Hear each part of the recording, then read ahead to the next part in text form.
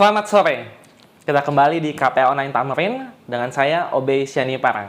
Nah, kita akan memulai satu seri Alkitab yang baru, yaitu adalah kita belajar tentang mengenali gereja Tuhan atau mengenali gereja Tuhan yang benar. Udah nyala ya? Oke. Jadi kita akan mengenali gereja Tuhan yang benar. Nah, untuk itu kita mulai dulu dengan doa ya. Kita awali dengan doa. Bapa kami yang di surga, Bapa yang baik, terima kasih Tuhan untuk sore hari yang Kau berikan kepada kami untuk belajar firman-Mu Tuhan, khususnya untuk mengenali lebih jelas gereja-Mu yang benar di akhir zaman ini Tuhan. Pimpinlah kami, dalam nama Yesus kami berdoa, amin. Baiklah, jadi kita akan mengenali tentang gereja Tuhan. Apabila saudara tahu, zaman sekarang ini denominasi Kristen itu sudah sangat banyak sekali. Bahkan dikatakan dalam salah satu survei statistik, dikatakan sudah lebih dari 40.000 denominasi Kristen yang terdaftar. Jadi semakin sulit, apakah semuanya benar, apakah satu saja yang benar, atau bagaimana? Jadi bagaimana kita mengenali gereja Tuhan yang benar? Karena bisa jadi ada yang mungkin kurang tepat seperti itu ya. Nah, untuk itu kita mungkin bisa mulai dulu dengan arti asal katanya ya, gereja dalam perjanjian baru, itu disebut dengan eklesia dalam bahasa Yunani ya. Eklesia itu berarti dipanggil keluar. Nah ini menarik, karena konsep umat Tuhan, yang untuk modernnya dalam perjanjian baru hingga sekarang disebut gereja, tapi konsep yang lebih luasnya adalah umat Tuhan, itu memang selalu dipanggil keluar. Kalau saudara ingat, Nuh itu dipanggil keluar dari komunitasnya untuk membuat bahtera, masuk ke bahtera, dan selamat. Nah, tapi untuk lebih jelas, kita bisa belajar juga dari Abraham. Mungkin saudara tahu bahwa Abraham itu dipanggil keluar dari rumahnya yang berada di Ur di Kaldea untuk pergi ke tanah perjanjian. Nah, kenapa Nuh dipilih? Kenapa Abraham dipilih? Kalau Nuh karena hidup suci ya. Nah, Abraham juga. Tapi kita lihat lebih detail lagi. Kenapa Abraham itu dipilih dan menjadi umat Tuhan? Apakah tanda-tanda umat Tuhan tersebut? Nah, kita bisa mulai buka dalam Kejadian pasal yang ke-26, ayatnya yang ke-4 dan 5. Kita buka Alkitab kita. Kejadian 26, ayat 4 dan 5. Dikatakan, Aku akan membuat banyak keturunanmu seperti bintang di langit. Aku akan memberikan kepada keturunanmu seluruh negeri ini, dan oleh keturunanmu semua bangsa di bumi akan mendapat berkat. Nah, keturunannya itu Mesias ya. Nah, ayat kelima yang menarik penyebabnya. Dikatakan, karena Abraham telah mendengarkan firmanku dan memelihara kewajibannya kepadaku, yaitu segala perintah, ketetapan, dan hukumku. Jadi kenapa Abraham yang dipilih menjadi bapa umat percaya, orang percaya gitu ya? Kenapa Abraham yang dipilih? Di sini dijelaskan, karena Abraham telah mendengarkan firmanku, memelihara kewajibannya kepadaku, yaitu segala perintah, ketetapan, dan hukumku. Jadi umat Tuhan sangat dapat dibedakan dengan melihat apakah mereka menuruti ketetapan dan hukum Tuhan, dan perintah Tuhan. Ini sangat jelas. Bahkan dari ketika kita masuk ke zaman Israel, itu pun juga sama. Bagaimana mereka menuruti ketetapan Tuhan, khususnya yang diturunkan di Sinai. Nah, bagaimana dengan zaman perjanjian baru, zaman Yesus? Di sini Yesus juga pernah berkata, kita bisa buka sama-sama dalam Yohanes. Kita buka Yohanes 14 ayat 15. Di sini juga dijelaskan tentang perintah Tuhan ya. Dikatakan apa? Yesus berkata di ayat 15, "Jikalau kamu mengasihi aku, kamu akan menuruti segala perintahku." Ya. Dikatakan apa? Jikalau kamu mengasihi aku, kamu akan menuruti segala perintahku. Jadi ternyata penurutan terhadap perintah Tuhan. Kalau di sini bilang perintah Yesus ya, tapi Yesus adalah Tuhan, kita tahu. Itulah yang paling penting. Jika kamu mengasihi aku, kamu akan menuruti segala perintahku. Jadi sampai zaman Yesus itu tetap penting. Yang menariknya, apakah perintah Tuhan itu? Jadi ada sebagian mengatakan, oh perintah Tuhan adalah hukum-hukum Taurat. Ada yang bilang, oh ya hukum Taurat tapi cuma yang 10 hukum saja. Tapi bagaimana dengan konteksnya sendiri ya di dalam Yohanes? Karena kalau kita mundur sedikit ke Yohanes pasal 13 ayat 34 sampai 35, dikatakan perintah itu posisinya apa? Dikatakan Yohanes 13 ayat 34, Aku memberikan perintah baru kepada kamu, yaitu supaya kamu saling mengasihi. Sama seperti aku telah mengasihi kamu, demikian pula kamu harus saling mengasihi. Berarti perintahnya apa? Kasih. Bahkan lebih dari itu kita baca ayat 35, dengan demikian semua orang akan tahu bahwa kamu adalah murid-muridku, yaitu jikalau kamu saling mengasihi. Jadi umat Tuhan di sini dalam perjanjian baru, murid Yesus dikenal apa? Mengasihi. Perintah Tuhan adalah mengasihi sesama, seperti Yesus mengasihi kita. Jadi kalau kita balik ke Yohanes 14 ayat 15, jikalau kamu mengasihi aku, kamu akan menuruti segala perintahku, berarti perintah itu adalah kasih. Ini jelas konteksnya. Kita juga lihat di Yohanes pasal 15, jadi pasal setelahnya, ayatnya yang ke-17. Inilah perintahku kepadamu, kasihilah seorang akan yang lain. Jadi perintah Tuhan adalah mengasihi. Karena itu ketika kita membaca Yohanes 14 ayat 15, jikalau kamu mengasihi aku, kamu akan menuruti segala perintahku. Perintahnya adalah kasih. Nah, ini menarik ya. Karena sebagian dari kita mungkin diajarkan, oh perintahku berarti adalah 10 hukum. Dari 1 sampai 10. Tapi kalau kita baca konteksnya, perintahnya adalah kasih. Tapi ini menarik ya. Karena kita tidak boleh memisahkan antara hukum dan kasih. Kasih dan penurutan hukum Tuhan. Jadi ada yang berkata, oh ya sekarang sudah zamannya kasih, jadi tidak usah lagi ikut hukum. Itu juga salah. Jadi meskipun konteksnya di sini adalah kasih, menuruti segala perintahku adalah menuruti untuk mengasihi sesama, tapi ini berarti justru meneguhkan hukum. Karena kita tahu bahwa hukum itu, penurutan hukum, pada dasarnya adalah kasih. Nah, kita bisa buka Roma pasal 13 ayat 10 ya. Kita buka Roma pasal 13 ayatnya yang ke-10. Dikatakan, kasih tidak berbuat jahat terhadap sesama manusia. Karena itu kasih adalah kegenapan hukum Taurat. Jadi tidak bisa kita bilang, oh ya saya yang penting kasih, terus nggak ikut hukum Taurat. Tidak bisa, karena hukum Taurat kegenapannya adalah kasih. Jadi kalau saudara melanggar hukum Taurat dan mengaku bahwa oh ya saya penuh kasih, saudara sudah berbohong. Karena itu, kasih kepada Tuhan juga adalah penurutan terhadap hukum. Bahkan kalau kita baca di ayat sebelumnya ya, tadi kan kita baca ayat 10, di ayat 9 dikatakan, karena firman jangan berzina, jangan membunuh, jangan mencuri, jangan mengingini, dan firman lain manapun juga sudah tersimpul dalam firman ini, yaitu kasihilah sesamamu manusia seperti dirimu sendiri.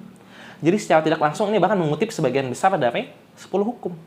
Jadi semua itu kepenuhannya adalah kasih. Jadi berarti kalau kita balik lagi ke Yohanes pasal 14 ayat 15, dikatakan apa tadi? Jikalau 14 ayat 15, jikalau kamu mengasihi aku, kamu akan menuruti segala perintahku. Berarti adalah apa? Orang yang mengasihi. Orang yang mengasihi juga adalah apa? Yang mengikuti hukum Tuhan. Jadi tidak ada bedanya dengan zaman Abraham yang menuruti perintah Tuhan, umat Tuhan. Karena menuruti perintah Tuhan adalah mengasihi. Dan mengasihi adalah menuruti perintah Tuhan. Nah, ini menarik ya. Dan ini juga berlaku bahkan hingga akhir zaman, yaitu hingga zaman kita. Jadi, tanda yang paling utama tentu adalah kasih. Nah, bagaimanakah runtutannya kasih? Jadi, kalau hukum Taurat disimpulkan adalah kasih. Jadi, kalau kasih didetailkan adalah ya hukum Taurat. Nah, ini kita bisa lihat bahwa itu tetap berlaku. Kita bisa buka Wahyu. Kita pernah mempelajari Wahyu, bahwa Wahyu berbicara tentang akhir zaman. Kita buka Wahyu pasal 12, ayatnya yang ke-17. Di sini ada nubuatan tentang naga yang berperang dengan keturunan dari perempuan. Perempuan itu adalah menyimbolkan gereja ya. Nanti bisa dibaca lebih detail juga di Wahyu 12. Tapi saya langsung ke ayat intinya. Wahyu 12 ayat 17 dikatakan, maka marahlah naga itu mewakilkan setan, ada ayatnya. Maka marahlah naga itu kepada perempuan itu. Gereja ya, jadi setan itu marah pada gereja. Lalu pergi memerangi keturunannya yang lain. Yaitu kita. Keturunan yang pertama tadi adalah Yesus ya. Kalau dibaca di ayat-ayat sebelumnya. Jadi adalah memerangi umat Tuhan. Keturunan yang lain. Yang siapa? Yang menuruti hukum-hukum Allah dan memiliki kesaksian Yesus. Jadi di akhir zaman, ternyata gereja yang benar tetap adalah yang menuruti hukum-hukum Allah dan memiliki kesaksian Yesus. Dan ini bukan hanya berbicara di Yohanes 12. Kita bisa buka misalnya Yohanes pasal 14. Di ayat 12 dikatakan apa? Wahyu 14 ayat 12. Yang penting di sini ialah ketekunan orang-orang kudus yang menuruti perintah Allah dan iman kepada Yesus. Jadi masih ya. Kita lihat siapa mereka ini? Itu adalah yang menuruti hukum-hukum Allah dan memiliki kesaksian Yesus. Waktu di sini dikatakan menuruti perintah Allah dan iman kepada Yesus. Nah, jadi ciri-ciri gereja yang benar seperti apa sejauh ini? Kita sudah mulai dapat konsep besarnya adalah mengasihi. Yang mengasihi berarti juga adalah masih sama ya. Itu juga berarti adalah menuruti perintah-perintah Allah. Dan seperti apakah gereja di akhir zaman itu? Dengan lebih detail. Di sini kita bisa baca di tengah-tengahnya ya. Tadi kita baca di 12 ayat 17 dan 14 ayat 12. Nah, ternyata di sini juga ada penjelasannya tentang akhir zaman ya. Ternyata di dalam pekabaran 3 malaikat yang pernah kita bahas di seri yang sudah cukup lama sebelumnya, kita pernah membahas tentang 3 malaikat. Nah, di sini kita bisa menjelaskan, inilah ciri-ciri gereja Tuhan yang benar. Gereja akhir zaman. Ya, kita baca pekabaran malaikat yang pertama, yaitu di Wahyu pasal 14 ayat 6 sampai 7. Dan aku melihat seorang malaikat lain terbang di tengah-tengah langit, dan padanya ada Injil yang kekal untuk diberitakannya kepada mereka yang diam di atas bumi dan kepada semua bangsa dan suku dan bahasa dan kaum. Jadi ini pekabarannya. Yaitu apa? Ada Injil yang kekal. Tentu dari zaman Yesus, bahkan ketika Yesus sudah bangkit sebelum ia naik ke surga, ia memberikan amanat agung yang isinya adalah apa? Penginjilan. Injil artinya apa? Kabar baik, sampaikanlah kabar baik. Yaitu apa? Ya Yesus udah datang, mati untuk kita, bangkit, naik surga. Jadi mengabarkan kabar baik itu adalah ciri gereja.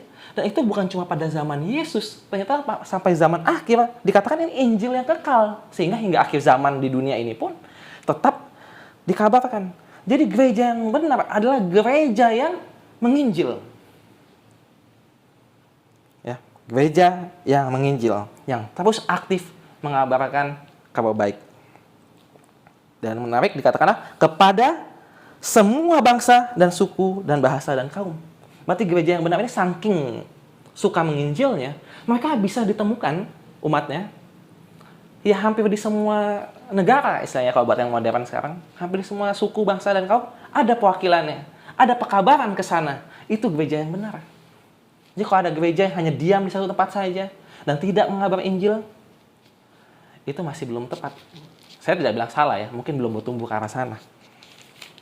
Jadi menginjil, lalu dia universal atau maksudnya internasional ya, betul-betul kemana-mana, karena aktif menginjil, bukan dia asal taruh perwakilan, tapi karena menginjil makanya ia ada di mana-mana. Lalu kita baca di ayat yang ke-7, dan ia berseru dengan suara nyaring, takutlah akan Allah. Nah, takut akan Allah itu sering diartikan juga adalah apa? Orang yang takut akan Allah itu menjauhi kejahatan, ada di Amsal ya. Intinya takut akan Allah adalah apa? Orang yang menuruti hukum Allah. Ya sama ya, karena ini juga sudah disebut di Wahyu juga. Jadi di Wahyu 12 ayat 17 tadi, 14 ayat 12, betul-betul yang menuruti hukum Allah. Itulah menandakan ia takut akan Allah. Dan muliakanlah dia. Ya, lanjut ayat 7 ya. Jadi apa? Gereja yang benar juga yang memuliakan Tuhan. Tentu semua gereja memuliakan Tuhan. Tapi salah satu contoh yang lebih praktis, kita pernah bahas ya di satu seri di KPA Online yang sebelum-sebelumnya, mungkin bisa dicari, tentang gaya hidup sehat. Ternyata kita bisa memuliakan Tuhan juga dengan tubuh. Nah, seperti apa? Nah, itu bisa dicek ya. Gereja yang benar adalah yang memuliakan Allah, dengan tubuh juga memuliakan Allah. Dari yang dimakan, dari yang diminum juga memuliakan Allah. Nah, lalu apa lagi? Karena telah tiba saat penghakimannya. Berarti apa? Kalau tiba saat penghakiman berarti akhir zaman. Berarti ini gereja yang terus ada hingga akhir zaman. Gereja apa? Yang tahu bahwa mereka berada di akhir zaman. Berarti gereja apa? Gereja yang menanti-nanti kedatangan Tuhan. Karena mereka tahu sebentar lagi Yesus datang kembali. Jadi kalau gereja yang hanya diam-diam saja tidak menginjil, karena tidak menantikan Tuhan kedatangannya, tidak menyiapkan, karena kalau kita menantikan, kita akan menyiapkan, termasuk dengan mengabarkan Injil. Ya. Jadi gereja yang benar, ciri-ciri yang lain adalah apa? Menanti-nantikan kedatangan Yesus. Makanya aktif menginjil dan bisa ditemukan di mana-mana. Jadi semua itu ternyata berkaitan ya. Jadi banyak menginjil, lalu bisa temukan kemana-mana, di mana-mana maksudnya. Lalu takut akan Allah, yakni mengikuti perintah-perintah Tuhan, memuliakan Dia, termasuk dengan tubuh. Lalu apa? Karena telah tiba saat penghakiman, berarti di akhir zaman dan nanti kedatangan Yesus. Dan yang terakhir di sini apa? Dan sembahlah Dia yang telah menjadikan langit dan bumi dan laut dan semua mata air. Berarti gereja ini juga apa? Memiliki penekanan secara khusus kepada Tuhan Pencipta. Nah, ini juga pernah kita pelajari di sesi yang lalu ya. Bisa dicari nanti. tentang ini ya, tentang sembahlah Dia yang menjadikan langit dan bumi dan laut dan segala isinya. Yaitu nanti erat kaitannya dengan apa? Dengan Sabat. Kenapa? Karena gereja yang bersabat, yang merayakan hari Sabat, hari ke-7, adalah gereja yang memiliki fokus kepada Tuhan Pencipta. Tentunya ini semua bukan aturan, ya. Bukan cuma masalah aturan, tapi betul-betul menghidupi. Kita cari gereja yang menghidupi itu. Umat-umat yang menghidupi itu. Jadi ternyata tanda-tandanya itu tidak terlalu sulit. Semuanya erat kaitannya dengan akhir zaman, dengan Tuhan Pencipta, dengan penurutan hukum, tentang penginjilan. Tapi ternyata meskipun tidak sulit, tapi kalau kita lihat di sekitar kita, tidak banyak gereja yang memenuhi semua kriteria itu. Jadi kalau saudara ingin mencari, mengidentifikasi gereja yang benar, cari yang betul-betul mengikuti semua yang telah saya sebutkan tadi. Tidak banyak, hanya sedikit. Memang, karena dibilang gereja akhir zaman adalah gereja yang sisa atau umat yang sisa. The remnant ya istilahnya ya. Jadi memang tidak banyak. Tapi mereka memenuhi semua kriteria tersebut. Dan ini penting. Jangan dikira, oh ini kan cuma tata-tata cara saja. Misalnya tadi masalah bersahabat, penginjilan yang aktif. Ini penting. Jadi tata cara pun tetap penting. Saudara bisa ingat ceritanya misalnya tentang Kain dan Habel ya. Mereka sama-sama memberikan persembahan kepada Tuhan. Kepada Tuhan yang sama nih, bukan Tuhan yang berbeda. Sama-sama memberikan persembahan kepada Tuhan yang sama, tapi karena caranya yang berbeda. Yang satu mempersembahkan korban domba, yang satu lagi korban tanam buah-buahan ya, hasil bumi. Mana yang diterima? Yang mengikuti tata cara yang benar. Karena itu, kalau kita tidak tahu, mungkin tidak apa. Tapi cari tahu. Dan kalau tahu, ikutilah tata cara yang benar. Nah ini menarik ya. Sekarang entah apakah betul gerejanya hanya satu saja? Apakah gereja akhir zaman ini, gereja Tuhan yang sisa ini hanya satu saja? Yang menarik kita bisa buka dalam Yohanes pasal 10. Kita ke Yohanes pasal 10 tentang Tuhan adalah gembala yang baik ya. Mungkin saya tidak cukup waktu untuk membaca semua, saudara bisa baca lebih lengkap keseluruhan pasal. Tapi ini ada satu ayat yang juga mungkin banyak saudara kita sudah membaca dan tahu ya. Yohanes pasal 10 ayat 16. Dikatakan apa? Ada lagi padaku domba-domba lain yang bukan dari kandang ini. Domba-domba itu harus kutuntun juga dan mereka akan mendengarkan suaraku dan mereka akan menjadi satu kawanan dengan satu gembala. Jadi di akhir zaman ini akan ada satu kawanan dan satu gembala, tapi dikatakan bukan hanya dari satu kandang saja. Jadi tidak benar bahwa gerejanya cuma hanya satu ya. Karena ujung-ujungnya nanti jadi satu kawanan. Tapi meskipun memang bukan dari satu gereja yang benar, jadi istilahnya kan ada juga bilang pas gereja saya benar semua salah.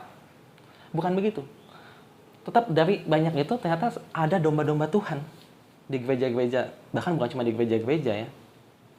Di luar gereja pun juga banyak domba-domba Tuhan yang akan menjadi satu kawanan. Namun, meskipun begitu, Tuhan tetap mengatakan, Yesus di sini ya, tetap mengatakan apa? Bahwa, di ayat 16 tadi, ada domba-domba lain yang bukan dari kandang ini. Jadi, Tuhan pun masih mengakui bahwa ada kandangnya yang sebenarnya tetap benar gitu. Yang cuma nanti ini sama-sama nanti akan keluar dan bertemu dengan gembala ke padang rumput ya. Kita pernah bahas di sesi-sesi yang lalu, padang rumput itu betul-betul langsung membaca dari firman Tuhan. Tapi tetap ada kandang Tuhan.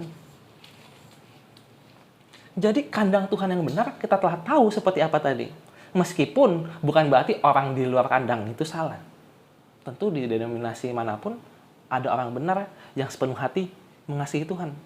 Karena dikatakan yang adalah murid Tuhan adalah yang mengasihi. Tentu semua yang mengasihi adalah murid Tuhan, maupun dia dari gereja manapun. Namun, kita harus mengikuti kasih dengan pengetahuan. Dan dengan tata cara yang benar. Seperti dalam cerita Kain dan Habel tadi ya. Jadi, itulah tentang mengidentifikasi gereja yang benar. Mungkin saya ulang sekali lagi supaya saudara bisa mengingat-ingat dan coba dicari tahu gereja mana yang benar yang disebut kandang ini. Yaitu apa tadi? Kita bisa langsung lihat dari kabar 3 malaikat di Wahyu pasal 14 ayat 6 dan 7. Secara singkat saya ulang sekali lagi. Yaitu adalah gereja yang menginjil ya tadi ya, Injil yang kekal. Gereja yang menginjil, gereja yang ada di mana-mana karena penginjilannya ke segala bangsa dan ke segala kaum, jadi bisa ditemukan di mana-mana, tidak hanya pasif di satu tempat. Lalu yang takut akan Allah, yang memuliakan Tuhan, ya. Saya langsung ke ayat 7 ya. Dan ia berseru dengan suara nyaring, takutlah akan Allah, berarti yang mengikuti perintah Tuhan, memuliakan Dia, termasuk dengan tubuhnya, dengan apa yang dimakan. Lalu apa? Karena tiba saat penghakimannya, berarti siap menjemput, maksudnya siap menerima kedatangan Yesus yang kedua. Dan apa? Yang memiliki fokus kepada Tuhan sebagai pencipta. Nah, itu saja yang bisa saya sampaikan. Semoga saudara bisa lebih mengenali gereja Tuhan yang benar dan berusaha ikut kebenaran ya. Meskipun memang ada domba di luar kandang, tapi ada baiknya kita dari awal sudah di kandang yang benar, seperti itu. Baiklah, itu saja yang bisa saya bagikan pada sore hari ini. Mari kita tutup dengan doa.